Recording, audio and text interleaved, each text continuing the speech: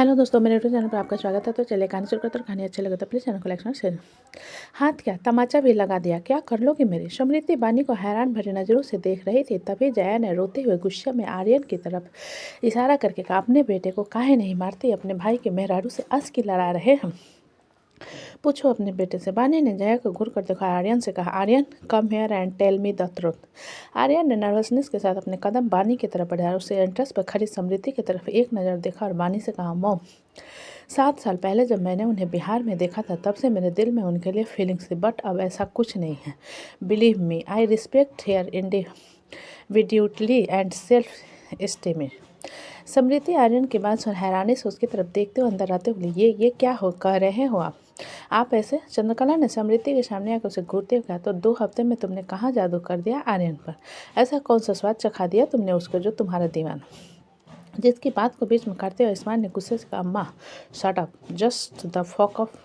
आप लोगों ने कहा था उसे सिर्फ घुटनों के बल लाना है, लेकिन इसका मतलब ये नहीं है कि आप मेरी बीवी के कैरेक्टर पर सवाल उठाएंगे। मैं आपकी सारी बात मानने को तैयार हूँ, लेकिन ये नहीं सुन सकता कि मेरी बीवी का कैरेक्टर खराब है। इसलिए सोच समझ कर बात कीजिए। चंद्रकला ने हैरान नज़रों से आयुष्मान की तरफ देखते, तुमने मेरी बात बीच में काटी? आयुष्मान ने हताश होते हुए चंद्रकला की तरफ देखते हुए कहा, अम्मा हम सच में उससे प्यार करते हैं, लेकिन आपके दिए वादे के कारण कभी उसको जता नहीं पाए, और अब हालात ऐसे हो गए हैं कि वो हमको छोड़कर जा रही है। गर्भ ने आयुष्मान की बात सुनकर कहा, अच्छा, जिस लड़की ने तुम्हारे मुंह पर थूक दिया था, तुम जिसकी बात पूरी होने से पहले आयुष्मान ने एक तमाचा गर्भ के गाल पर जड़ दिया और उसे पीछे धकेलते, मुझे मत सिखाओगे किसे कितनी इज्जत देनी और किसकी इज्जत उतारनी। गर्भ ने गुस्से से आयुष्मान की तरफ देखा और समृद्धि से कहा, तुम चरित्रहीन औरत, तुमने। आयुष्मान ने गर्भ के कॉलर को कसकर पकड़ते हुए एक तमाचा और उसके गाल पर जड़ दिया, जिसे देख आर्यन, कार्तिक और अमर जी उन्हें छुड़ाने के बीच में आए। अमर ने आयुष्मान को पीछे कर, तो आयुष्मान छोड़ो उसको, हम इसको नहीं छोड़ेंगे। पिछले बार भी आपके कारण इसको छोड़ दिया था, इस बार तो बिल्कुल नहीं छोड़ेंगे। साला खुद जगह जगह मुंह मारता और हमारी बीवी को चरित्रहीन कहता है। ये खाते हुए आयुष्मान एक तमाचा और गर्भ के गाल पर जड़ दिया। गर्भ के होठों के किनारे से खून निकल रहे थे, जिसे देखते हुए आर्यन ने आयुष्मान को पूरी ताकत से पीछे खींचते, भाई छोड़िए उनको। जिसके पीछे खींचने पर गर्भ आयुष्मान की पकड़ से छूट गया, लेकिन छोड़ते छोड़ते आयुष्मान ने एक जोरदार लात गर्भ के पेट पर दे मारा, जिससे गर्भ पीठ के बल जमीन पर गिर गया। और बड़ी नफरत से आयुष्मान के देखते, हम पर हाथ उठाकर तुमने बिल्कुल नहीं ठीक किया। आयुष्मान ने गर्व की धमकी पर चिल्लाते हुए, तुमको सिर्फ लात मारा है, ये शुक्र मनाओ कि तुम्हारी जान नहीं ली, काहे कि तुम्हारी एक औलाद है। चंद्रकला ने आयुष्मान के बाद गुस्से से कहा, आयु, एक तो अपनी पत्नी की गलती पर पर्दा डाल रहे हो, अपने ही भाई को मार रहे हो, तुमको शर्म नहीं आती? आयुष्मान ने आर्यन की पकड़ से खुद को छुड़ाते हुए चंद्रकला के सामने आकर गुस्से से कहा, अम्मा हमको पता है हमारी बीवी का चरित्र कितना साफ है, आपको नहीं पता कि आपके इस सपूत का चरित्र कितना काला है, जो शादीशुदा होने के बावजूद। जिसकी बात को बीच में काटते हुए अमर जी गुस्से से, आयुष्मान चुप रहो। आयुष्मान ने गहरी सांस भरते हुए अपनी मुट्ठी भींच कर चंद्रकला से कहा, अम्मा हम आज से ही घर छोड़ रहे हैं। ये कहते हुए आयुष्मान ने अपने कदम समृद्धि की तरफ बढ़ा दिए, जो कि उसे ही देख रही थी। जिसकी नज़र को खुद पर महसूस करते हुए आयुष्मान ने नज़रें चुराते हुए कहा, हमको ऐसे देखना बंद करो, हमको खुद से घिन आ रही है। ये कहते हुए आयुष्मान की आवाज़ अटक रही थी, जिसे देखते हुए समृद्धि ने स्टीफन से कहा, स्टीफन कबीर को लेकर जाओ। स्टीफन ने अपना सिर हिलाते हुए कबीर को उठा लिया और उसे लेकर गाड़ी की तरफ चला गया। जिसके जाने के बाद समृद्धि ने जया के सामने आकर कहा, तुम बेवकूफ़ लड़की, तुम्हें पता नहीं है कि जिस आदमी के प्यार में तुम इतनी अंधी हो, किसी और औरत के साथ तुम्हें किस तरह से धोखा दे रहा है। कबीर गर्भ चौधरी का खून है।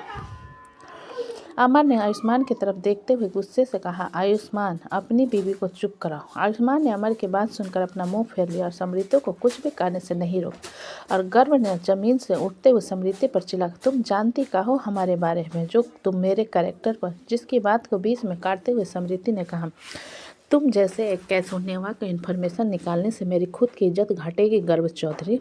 और जहाँ रही तुम्हारी कैरेक्टर की बात, वो तो कबीर को देखकर पता चल रहा है कि तुम्हारा कैरेक्टर कितना साफ है।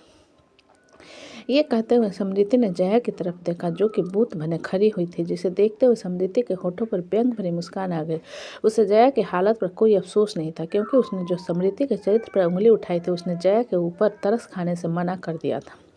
जिस कारण समृद्धि ने एक नजर जया और गर्व को देखकर चंद्रकला से कहा, मुझे घुटने के बल बैठाना चाहते थे ना, so listen to my words carefully dear mother in law. आपके बेटे को लेकर जा रहे हैं, उसे वापस लाने की कोशिश कर लीजिएगा।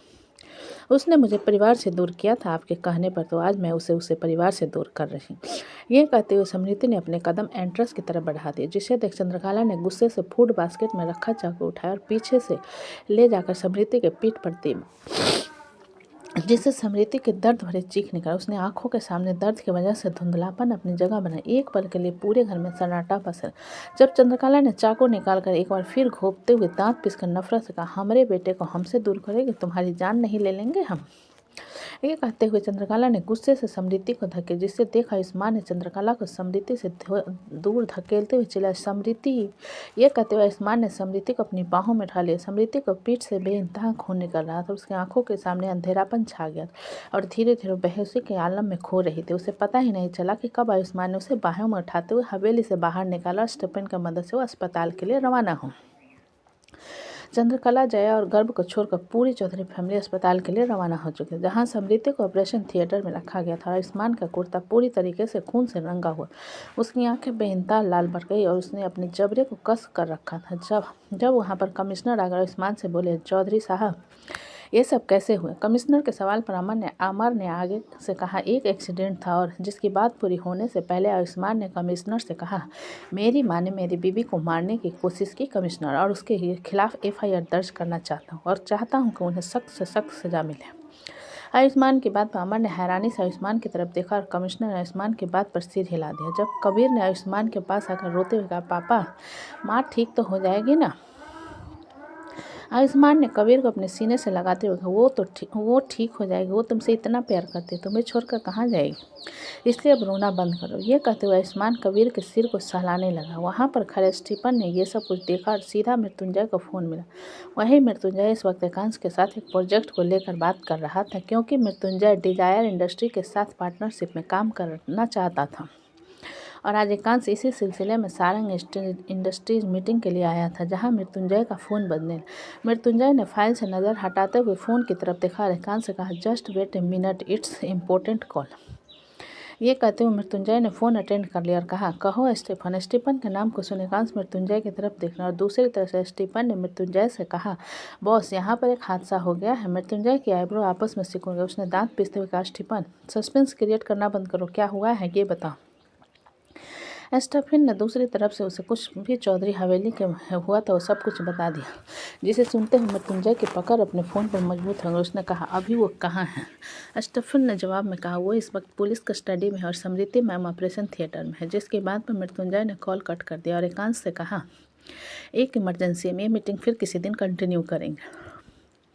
एकांश ने अपना सिर हिलाते हुए, ठीक है, लेकिन क्या हुआ है? मृत्युंजय ने कॉन्फ्रेंस रूम से बाहर जाते हुए, बिहार जाना होगा, जिसे सुन एकांश के चेहरे के भाव बदल गए और उसने सीरियस होते हुए पूछा, समृद्धि दीदी को क्या हुआ? मृत्युंजय ने जवाब में कहा, उसका एक्सीडेंट हुआ है। ये कहते हुए मृत्युंजय कॉन्फ्रेंस रूम से बाहर चला और एकांश भी जल्दी से उसके पीछे चला। एकांश ने मृत्युंजय के साथ साथ चलते हुए कहा, डैड क्या आप चाचू को नहीं बताओगे?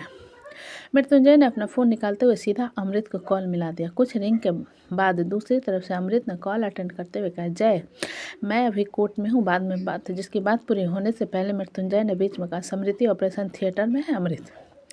जिसे सुन दूसरी तरफ से बिल्कुल खामोशी पसर गई। जिसे देखते हुए मृत्युंजय ने कहा, हम उसे देखने के लिए बिहार जा रहे हैं, क्या तुम चलोगे? अमृत ने जवाब में कहा, मर जाने दो। इतना कहकर अमृत ने कॉल कट कर दिया। मृत्युंजय हैरान नज़रों से फ़ोन की तरफ देखने लगा। जिसके रिएक्शन को देखते हुए एकांश ने कहा, क्या हुआ, क्या कहा उन्होंने? मृत्युंजय ने जवाब में अपना सिर नहीं में हिला दिया और कहा, वो बिजी है, वो नहीं जा पाएगा। व्हाट? अपनी औलाद की जान से बढ़कर उनका काम कैसे हो सकता है डैड? एकांश ने गुस्से से कहा। मृत्युंजय ने एक नज़र उसे देखा और बिना कुछ कहे अपने कदम आगे की तरफ बढ़ा दिए। जिसके साथ साथ चला गया। वहीं सारंग विला में वैशाली वर्तिका की सगाई के लिए जो भी जरूरत के सामान थे उन सब की लिस्ट बना रही थी। दूसरे हाथ से काजू खा रही थी। जब उसके हाथ से काजू का बाउल नीचे गिर गया और गिरकर टूट गया, जिसे देख वैशाली का दिल बेचैनी से भर गया और उसे घबराहट होने लगी। जिसके सफ़ेद पर रहे चेहरे को देखकर महक ने पूछा, क्या हुआ वैशाली?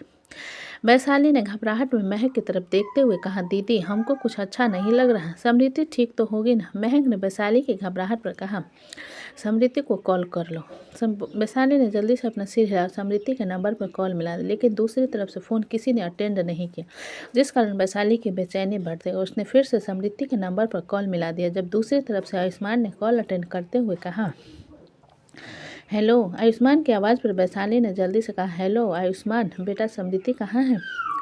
वैशाली के सवाल को सुना आयुष्मान ने कुछ नहीं कहा, जिसे देख वैशाली ने बेसब्र होते हुए फिर पूछा, आयुष्मान तुम कुछ कहते काहे नहीं हो? बताओ समृति कहाँ है? वो ठीक तो है ना? आयुष्मान ने दूसरी तरफ से सिसकते हुए कहा, आई एम सॉरी, मैं उसकी हिफाजत नहीं कर पाया। ये कहते हुए आयुष्मान की आवाज़ अटक रही थी, जिसे सुनते हुए वैशाली के चेहरे के भाव पूरी तरह बदल और उसने गुस्से से कहा, क्या बकवास कर रहे हो तुम? कहाँ है हमारी बेटी? आयुष्मान ने जवाब में कहा, हॉस्पिटल में है। जिसे सुन वैशाली की आंखें हैरानी से फैल गई। उसने सोफे से उठते हुए कहा, हॉस्पिटल में क्या कर रहा तुम लोग? समृति ठीक तो है ना? वैशाली की बात सुन महक, आर्या और मौली हैरानी से उसकी तरफ देखने। आयुष्मान ने समृति के सवाल पर कहा, घर में एक छोटा सा झगड़ा हुआ और ये सब हो गया। वैशाली ने आयुष्मान की बात पर दांत पिसते हुए कहा, अगर हमारे बेटे को कुछ हुआ ना तो हम तुमको छोड़ेंगे नहीं, तुम याद रखना हमारी बात। ये कहते हुए वैशाली ने कॉल कट कर दिया, सीधा मृत्युंजय को कॉल मिला। दूसरी तरफ से रिंग के बाद मृत्युंजय ने कॉल अटेंड किया। तब वैशाली ने कहा, हमको बिहार जाना है, हमको समृति के पास जाना है। दूसरी तरफ से मृत्युंजय ने कहा, तुम यहीं रहो, हम जा रहे हैं। वैशाली ने अपने दांत पीसते हुए कहा, हमने कहा ना हमको भी जाना है। जिसमें मृत्युंजय ने कहा, ठीक है, सारंग फार्म हाउस आ जाओ जल्दी, हम भी निकल चुके हैं। इतना कहकर मृत्युंजय ने कॉल कट कर दिया। जिसके कॉल कट करते ही महक ने वैशाली से कहा, क्या हुआ वैशाली? समृति को क्या हुआ? वो ठीक तो है ना? वैशाली ने अपना सिर नहीं में हिलाते हुए, हमको पूरा नहीं पता, लेकिन हम उन लोगों को छोड़ेंगे नहीं। हमारी बेटी का ख्याल नहीं रख पाए वो लोग। ये कहते हुए वैशाली बाहर की तरफ चली गई। जिसके साथ जाते हुए महक ने आर्या और मौली से कहा, तुम लोग यहीं रुको, मैं भी वैशाली के साथ जा रही हूँ। ये कहते हुए महक व वैशाली के पीछे चले और वो लोग वहाँ से सारंग फार्म हाउस के लिए निकल गए। जिनके जाने के बाद मौली ने अपना फ़ोन उठाकर सीधा एकांश को कॉल मिला दिया। कुछ रिंग के बाद दूसरी तरफ से एकांश ने कहा, बिल्कुल टेंशन मत लो और शांत रहो, दीदी को कुछ नहीं होगा। मौली ने एकांश की बात पर धीरे से कहा, मुझे कॉल करके अपडेट दीजिएगा। एकांश ने जवाब में कहा, ठीक है, तुम घर वालों का ख्याल रखना। इतना कहकर एकांश ने कॉल कट कर दिया। मौली ने आर्या की तरफ देखते हुए कहा, उन्होंने कहा कि वो हम लोग बताएंगे। आर्या ने मौली के बाद अपना सिर हिला और वहीं बैठकर दोनों समृति के सेहत के ठीक हो जाने की प्रार्थना करने लगा। वहीं दूसरी तरफ विध्वंस वर्तिका के साथ ज्वेलरी शॉप आया हुआ था, क्योंकि उसने वर्तिका के लिए एक रिंग ऑर्डर की थी और वो उसे दिखाना चाहता था। ज्वेलर ने उस कपल रिंग को लाकर उन दोनों के सामने रखा, जिसे देख वर्तिका के मुंह से निकला, वाओ इट्स ब्यूटीफुल। विध्वंस ने वर्तिका के बाद प्रकार, you like it? Of course it's Daman beautiful, our engagement ring.